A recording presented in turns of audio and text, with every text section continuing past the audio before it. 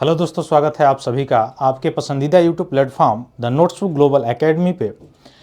जैसे आप सभी को पता है कि पश्चिमी एशिया में इस समय कैसे उथल पुथल जो है मचा हुआ है ना। इसके कई पहलू हैं और कई पक्ष हैं। भारत का क्या रवैया है, भारत का क्या यहाँ पे स्टैंड है, ये भी हम लोग देखने का कार्य करेंगे। और यह युद्ध क्यों शुरू हुआ, कैसे शुरू हुआ, यह भी देखने को मतलब हम लोग देखेंगे कि मुख्य रूप से यह युद्ध का केंद्र बिंदु क्या था और कैसे शुरू हुआ। वास्तव में अगर आपको दिखाई देगा जो पश्चिमी एशिया है, तो पश्चिमी एशिया में आपको ये चीज़ दिखाई देगा कि इस साइड एक रेड सी है, ये जो है फारस की खाड़ी है। तो फारस की खाड़ी से जो गल्फ जो कंट्रीज़ हैं, आपको दिखाई देगा गल्फ कंट्री जीसीसी में, है ना, वहाँ पे ईरान शामिल नहीं है जीसीसी में। अब आपको दिखाई देगा कि यहाँ पे जो मुस्लिम कंट्री हैं, जैसे हो गया यूएई हो गया, कतर हो गया, बहरीन हो गया, है ना, या फिर से सऊदी अरबिया हो गया, है ना, इन सब की बात अगर किया जाए, दुबई हो गया, तो ये सब जो है वास्तव में यहाँ पे बेस है, एयर बेस है। किसका एयर बेस है? मुख्य रूप से अमेरिका का। ऐसे आपको पता है कि अमेरिका कहाँ पे पड़ता है? नॉर्थ अमेरिका कंटिनेंट में। और यह जो पड़ता है ईरान, वह पड़ता है पश्चिमी एशिया कंटिनेंट में।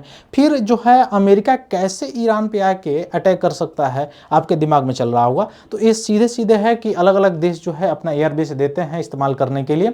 तो उस तरह से यह जो कुछ मुस्लिम कंट्रीज है जो जीसीसी में है, जैसे यूएई हो गया, दोहा हो गया, कतर हो गया, बहरीन हो गया, है ना, या दुबई हो गया, सऊदी अरबिया हो गया, ये जो है अपने बेसेस को जो है वहाँ पे देने का काम किया है। और इजराइल तो देता ही देता है, इजराइल दिया है। इजराइल मुख्य रूप से पूर्ण रूप से समर्थन किसका रहता है? यूएसए का। यूएसए के दम से ही आपको दिखाई देगा इजराइल वहाँ पे एक्सपेंडेड होता चला आ रहा है ना। लेकिन बात शुरू होती है आखिर कैसे ये सारी चीज़ें चली। तो आपको दिखाई देगा कि इजराइल में एक प्रार्थना भवन था, वहाँ पे प्रार्थना चल रही थी, और उस समय सबसे पहले अटैक किया जाता है ईरान के द्वारा, है ना, वहाँ पे अटैक किया जाता है। देखिए इसके कई पहलू हो सकते हैं, कुछ लोग बहुत ज़्यादा कमेंटबाजी इसमें करेंगे, उससे कोई मतलब नहीं है। इसके कई पहलू हैं और कई पहलुओं के तरह से, कई दृष्टिकोण से आपको देखना आवश्यक है। क्योंकि यहाँ के जो मुख्य लीडर है ना, लीडरशिप जो है वो हमारे गए हैं। तो मुख्य लीडर यहाँ के ईरान के जो हैं वो हमारे गए हैं अटैक में, ऐसा बताया जा रहा है, वहाँ के मीडिया के द्वारा भी बताया गया या पूरे देश में। इसमें आपको दिखाई देगा कि अलग अलग कंट्री में जो शिया समुदाय के लोग हैं वह इनके प्रति गहरी संवेदना व्यक्त कर रहे हैं। जैसे आप देखेंगे कि भारत में भी अपर लेवल कहा जाए तो बड़े लेवल पे जो मुस्लिम कम्युनिटी है वह शिया कम्युनिटी है, और शिया कम्युनिटी के जो लोग हैं वह मुख्य रूप से अपनी गहरी संवेदना व्यक्त कर रहे थे। इवन जो है आपने देखा होगा कि भारत के अलग अलग जगहों पर, अलग अलग शहरों में इनके द्वारा जो है यह शिया कम्युनिटी के जो लोग हैं उनके द्वारा प्रदर्शन किए जा रहे थे, है ना, या उनके जो अमेरिका के विरोध में ऐसे प्रदर्शन किया जा रहे थे, वो अलग बात है, एक अलग मुद्दा है। लेकिन आपको दिखाई देगा कि ये जो ईरान है इसके आसपास के कंट्रीज से भी इसकी नहीं पड़ती है। कारण क्या है? तो शिया सुन्नी मुद्दा पहला कारण है। दूसरा कारण ये है कि ऐसा बताया जा रहा था कि ये जो सुप्रीम लीडर थे वहाँ के, है ना, कहाँ के? ईरान के। ऐसा बताया जाता है कि यह जो लीडर थे इनके अंतर्गत जो है बहुत सारे जो 2 या 3 जो है ऐसा टेरर जो ग्रुप था, या कहा जा सकता है आतंकवादी जो संगठन था, उसको फंडिंग करने का काम भी इनके द्वारा किया जा रहा था, है ना। अब इसके बाद आपने जो हाल ही पीछे कुछ समय पहले, कुछ महीने पहले जो घटना घटित हुई थी ईरान में, जिसमें प्रोटेस्ट हुए थे, बड़े लेवल पे प्रोटेस्ट हुए थे, उस प्रोटेस्ट में आपने देखा होगा एक चीज़ कि उस बड़े लेवल के प्रोटेस्ट में जितने भी आंदोलनकारी थे उन सभी आंदोलनकारियों को ईरान के इस सुप्रीम लीडर के कहने पर क्या कर दिया गया? कुचल दिया गया। यानी बहुत सारे लोगों की आवाज़ों को कुचल दिया गया, है ना। वहाँ पे लोग जो है सत्ता परिवर्तन चाहते थे, लेकिन ऐसा नहीं हो रहा था। अब चूंकि उस बीच आपने देखा होगा अमेरिका का भी बयान उस पर आता है। अमेरिका के द्वारा ये बात कहा जाता है उस समय डोनाल्ड ट्रंप के द्वारा कि यहाँ पे यानी ईरान में जो लोग प्रदर्शन कर रहे हैं, जो प्रदर्शनकारी हैं, उनको जल्द ही खुशी मिलेगी और वे अपना जो है अपनी स्वतंत्रता की लड़ाई अच्छे तरह से लड़ रहे हैं, इस तरह के बयानबाजी की जाती है। इवन रूस के द्वारा भी बयान आता है, चाइना के द्वारा भी आता है कि किसी देश की संप्रभुता के लिए ये सारी जो चीज़ें हैं वह सही नहीं है कहना। लेकिन उसके बाद क्या होता है? उसके बाद कुछ समय बाद आपको दिखाई देता है कि अमेरिका स्ट्राइक करता है वहाँ पे, और ऐसा बताया जाता है कि वहाँ के परमाणु ठिकाने जो हैं वहाँ पे क्या कर दिया जाता है? वह पूर्ण रूप से डिस्ट्रॉय कर दिया जाता है। वहाँ पे जो परमाणु ठिकाने के और भी सारी जो चीज़ें हैं वो भी डिस्ट्रॉय कर दिया जाता है। लेकिन क्वेश्चन ये बनता है कि अगर ईरान के पास वास्तव में परमाणु बम होता तो क्या यह युद्ध इतना लंबा चलता? नहीं चलता। ये लाजमी सी बात है। आपको एक चीज़ तो समझ में आनी चाहिए कि जो देश, अब आपको या बहुत सारे लोगों को अब समझ में आ रही होगी कि रक्षा पे क्यों इतना व्यय किया जाता है, या क्यों मैन्युफैक्चरिंग पे या जैसे चाइना जैसे देश हो गया, यूएसए जैसे देश हो गए, यह क्यों मैन्युफैक्चरिंग पे सबसे ज़्यादा जोर देते हैं और अपने लिए तो बनाते हैं और उसको बेचते भी हैं। ठीक, भारत भी उस पर ध्यान दे रहा है पिछले सॉरी कई समय से, पिछले कई वर्षों से दे रहा है उस पर ध्यान, मैन्युफैक्चरिंग, ताकि भारत में मैन्युफैक्चरिंग हो और अच्छा सारी चीज़ों में, सिक्योरिटी सारी चीज़ों में यह बढ़ावा मिले। खासकर भारत के पास भी आपको पता है कि परमाणु बम है, पाकिस्तान के पास है। यही तो कारण है कि जो है शक्ति का संतुलन बना रहता है। जहाँ पे शक्ति का संतुलन होता है वहाँ पे अनिवार्य अगर कोई युद्ध हो जाता है, वो भी युद्ध जो है थमने का नाम ले लेता है, क्योंकि सबको पता है कि शक्ति उसके पास है, पावर उसके पास है। तो वहाँ पे युद्ध को कुछ समय के लिए ठहराव किया जा सकता है या युद्ध का ठहराव किया जा सकता है।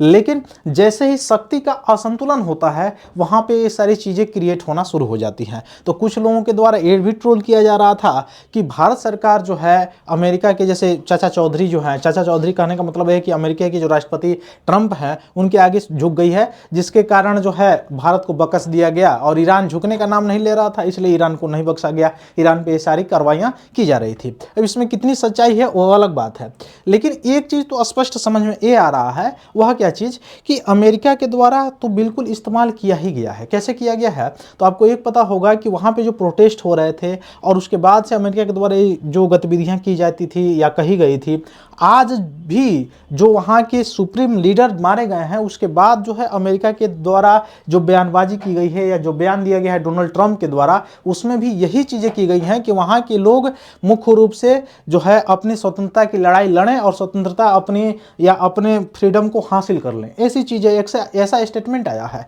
ना। इवन आपने देखा होगा कि जो नेतन्याहू हैं, प्रधानमंत्री हैं इजराइल के, उनके द्वारा भी कुछ इसी तरह का ही स्टेटमेंट आया है। तो ऐसा पूर्ण रूप से तो नकारा ही नहीं जा सकता है कि इसमें अमेरिका अपने डोमिनेंस चाहता है या नहीं चाहता है, बिल्कुल चाहता है, इसमें स्पष्ट रूप से दिखाई देता है ना। अब इजराइल की बात आती है तो इजराइल जो है वह उसकी एक अलग ही कहानी है। लेकिन यहाँ पे यूएस अपनी डोमिनेंस क्यों चाहता है तो आपको पता है कि जो हार्मुज है या फारस की खाड़ी है, तो इससे रिलेटेड लगभग 60% to 70% जो ट्रेड होते हैं वह ट्रेड इसी रास्ते से होते हैं। अब यह ट्रेड जो है मुख्य रूप से बहुत ही ज़्यादा इंपॉर्टेंट है ट्रेड रूट। तो यहाँ पे कब्जा अगर यूएस का रहता है तो आने वाले समय में वह चाचा चौधरी के जैसे ही रहेगा। तो एक चीज़ तो ये हो गया।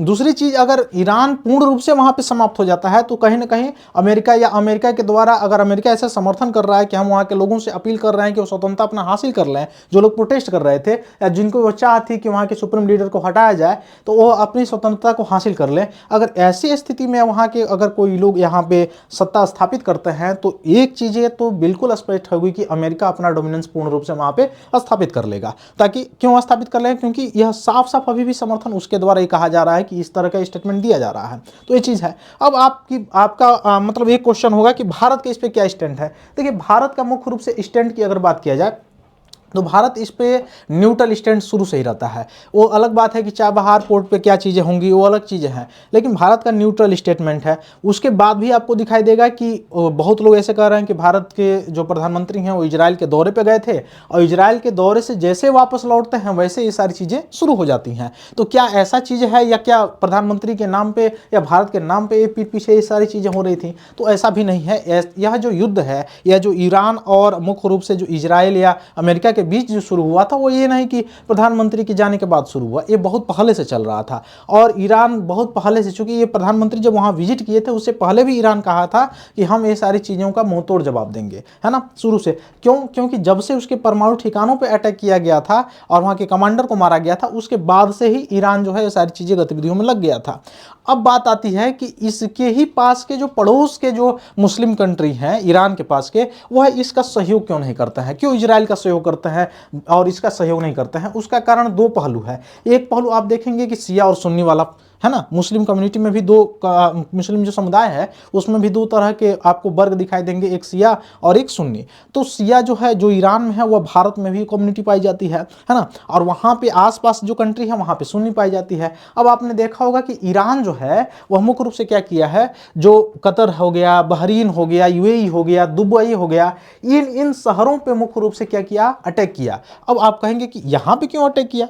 उसका तो जो है युद्ध जो शुरू हुआ है वह अमेरिका से हुआ है, ये इजराइल से हुआ है। फिर इन देशों पे क्यों अटैक किया? उसका कारण यह है कि इन देशों में उसका यानी यूएस का जो है एयरबेस है। अब इस एयरबेस पे वो क्या कर रहा था, अटैक कर रहा था, यानी जहां जहां यूएस का डोमिनेंस है वहां पे। अब इससे जो खाड़ी देश के जो देश हैं, जो समूह के, जो खाड़ी समूह के जो कंट्री हैं वो भी नाराज हैं। और तो दो पहलू कैसे हो गया, एक तो उनके अर्थव्यवस्था पे चोट डाली जा रही है, और दूसरी ये हो गई कि मुख्य रूप से आपको दिखाई देगा कि वह सुन्नी से कम्युनिटी से रिलेटेड है। तो इसलिए अब आपको पता चलेगा कि जैसे बहुत सारे वहाँ के लोग हैं, वहाँ से वीडियो जारी किया गया है जो प्रोटेस्टर्स थे या जो भी प्रोटेस्ट में शामिल थे वो लोगों के द्वारा, कि यहाँ पे जो भारत में या अलग अलग देशों में, खासकर भारत में आपने देखा कि अलग अलग जगहों पे प्रदर्शन किए गए, वहाँ पे ये क्वेश्चन मार्क लगाया जा रहा है कि ये प्रदर्शन क्यों कर रहा है ना, ये प्रदर्शन क्यों कर रहा है? क्योंकि हम तो प्रोटेस्ट किए थे उनको हटाने के लिए। क्यों? क्योंकि फंडिंग करता था व्यक्ति, है ना, फंडिंग करता था किसको?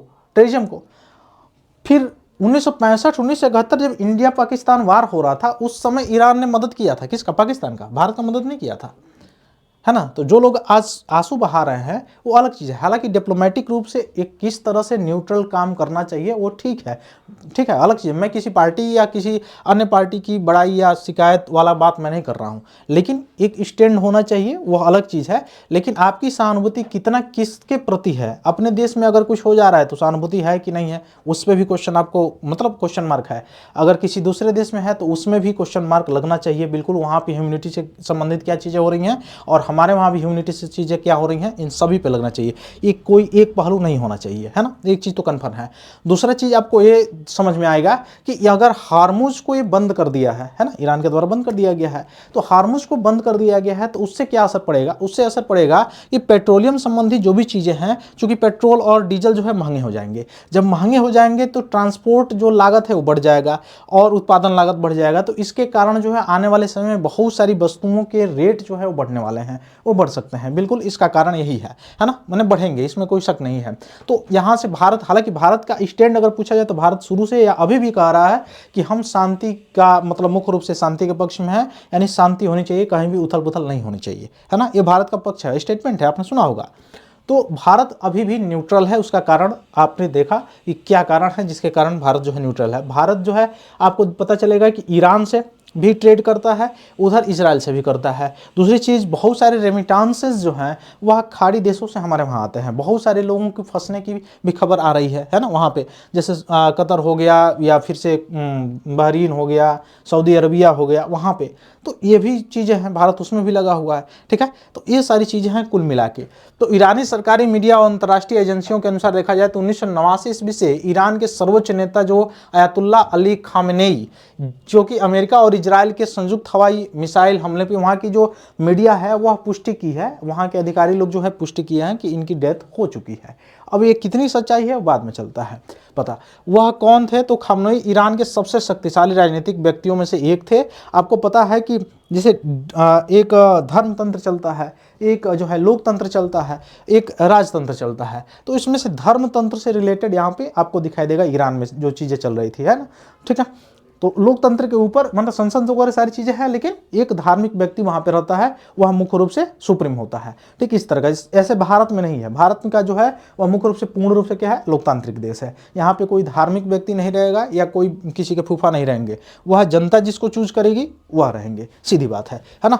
तो भारत, वह भी अगर ब्रिटेन की बात किया जाए तो ब्रिटेन में भी वही परिस्थिति है। वहाँ पे लोकतांत्रिक है, लेकिन लोकतांत्रिक मुख्य रूप से आप देखेंगे तो राजतंत्र भी उसमें सम्मिलित है। अर्थात वहाँ पे अगर मेन जो मुखिया होगा, हेड होगा, जैसे सम्राट होता है, वहाँ पे आप देखेंगे कि वो वंशानुगत आता है ना, वंशानुगत आता है। हालांकि वहाँ पर भी प्रधानमंत्री होते हैं, वहाँ पे भी सदन है, संसदीय संप्रभुता वहाँ पे है ना। लेकिन हमारे वहाँ क्या है, भारत में क्या है, वहाँ भारत में जो है संविधान की संप्रभुता है ना, संसद की संप्रभुता नहीं है, संसद जो है संविधान की जो है वो संप्रभुता है। तो ये भी सारी चीज़ें जो है आपको देखने को मिलेगा। तो ईरानी अधिकारियों ने 40 दिनों की राष्ट्रीय शोक की भी घोषणा इसमें की गई है, ईरानी मुख्य रूप से जो अधिकारी हैं उनके द्वारा। इवन यहाँ पे ये भी कहा जा रहा है कि अब और बड़े लेवल से यहाँ पे और अटैक किया जाएगा ईरान के द्वारा। इवन यूएस के द्वारा भी ये भी चीज़ें की गई हैं कि अगर अभी भी सरेंडर नहीं किए, अभी लोग ये लोग नहीं माने, तो आगे आने वाले समय और भयानक होगा, है ना। अब ये कहीं ना कहीं युद्ध जो है आप देख रहे हैं 2020-22 के बाद से, ऐसा नहीं कि ये पश्चिमी एशिया की बात है, दक्षिण पश्चिमी एशिया हो गया, पश्चिमी एशिया हो गया,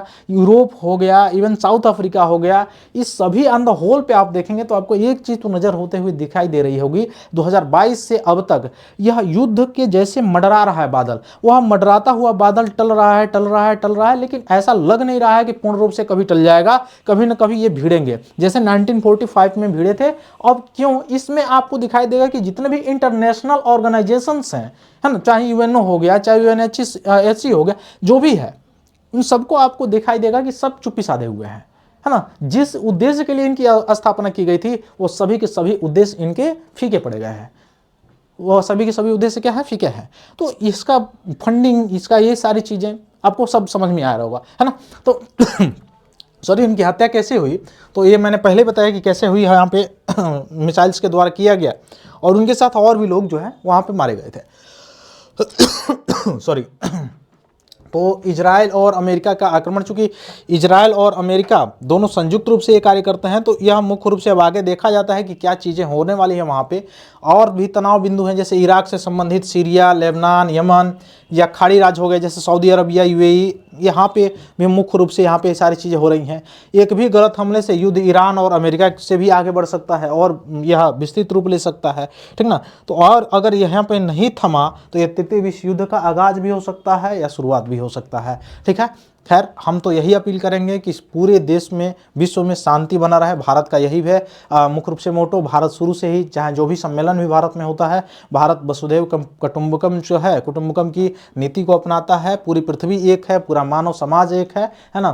तो पूरी पृथ्वी में शांति बनी रहे, यही हम जो है अपेक्षा करेंगे। और जो है जल्द से जल्द ये जो सारी जो युद्ध जो चल रही हैं वो मुख्य रूप से समाप्त हो, ठीक ना, ताकि मानवता को एक अहम भूमिका एक मुख्य रूप से देखा जाए और उसको स्थापित किया जाए। तो फिर मिलते हैं हम लोग अपनी अगली क्लास में, तब तक के लिए बहुत बहुत धन्यवाद दोस्तों। जय हिंद।